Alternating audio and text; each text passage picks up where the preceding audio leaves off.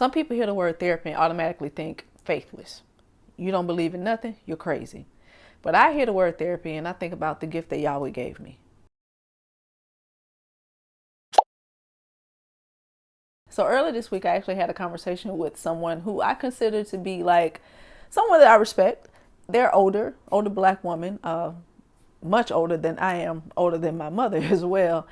And I was having a conversation with her about therapy, and I kind of like threw it out there a little bit just to see what her reaction would be, because I knew that going on this journey and people were going to start asking me questions, especially people who are believers. And I am a believer as well. But I know that therapy can sometimes be taboo, right? So I was having a conversation with her and I told her, I said, I've gone to therapy. And her reaction was a little shaky at first. She said, oh. And I said, yeah, I wrote a book. It's called Healing Cost Me Everything. It's available on Amazon. And it's about my journey with therapy and faith and how I use both to help me heal. And she said, okay. And I said, well, I thought I told you about it. And she was like, no, you ain't told me about no therapy. Keep in mind, this lady is very religious. She goes to church every single Sunday and she's a huge tither. So the traditions and practices are very important to her. And therapy is not something that they talk about. In fact, most people talk about in churches counseling. They talk about marriage counseling, but marriage counseling is therapy. They just don't call it that. You call it counseling, you call it therapy, you confessionals. There are so many different religions and so many different spiritual practices that fall in line with some type of therapy. I'm sure she would have been more open and receptive had I been talking about going to the pastor for counseling or talking about marriage counseling. Instead, when you talk about therapy, a lot of people feel like you are doing something that is against God's will. But I'm here to tell you that therapy and faith work in harmony. We often hear believers say, he's a wonderful counselor. Well, what do you think a counselor is? A counselor is a therapist. If anybody can be a great therapist, it's the creator of heaven and earth, right? But I had to kind of like slow walk the conversation because I knew that these things were going to come up eventually. People were going to start to ask me about how did I merge faith and therapy?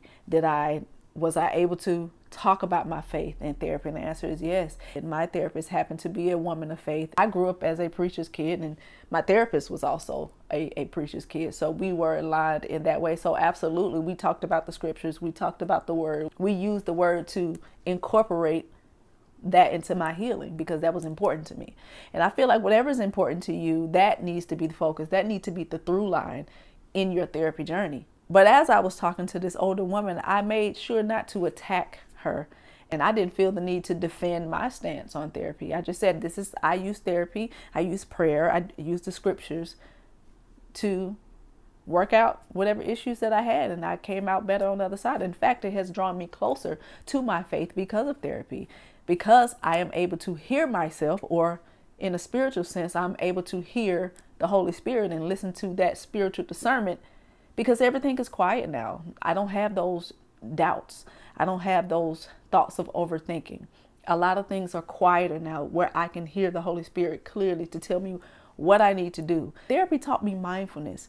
Therapy taught me how to use my mental muscle, which in turn helped me use my spiritual muscle by believing, by having faith, by believing in the things that I cannot see, by incorporating and integrating this new version of Kara and walking in the spiritual version of Kara as well. I am now a new creature and I'm using my spiritual mind as well as my grounded mind. Therapy does not replace your relationship with your higher power. It strengthens it. I didn't think that I could get any closer, but I am now. Therapy not only allowed me to hear myself, but it allowed me to listen for my calling, something that I would not have done had I not cleaned out all that noise that I was hearing because of trauma, because of self-doubt, because of lack of self-awareness. So if you're a person of faith who is hesitant about going to therapy, I want you to know that these things do not work opposed to one another. They work with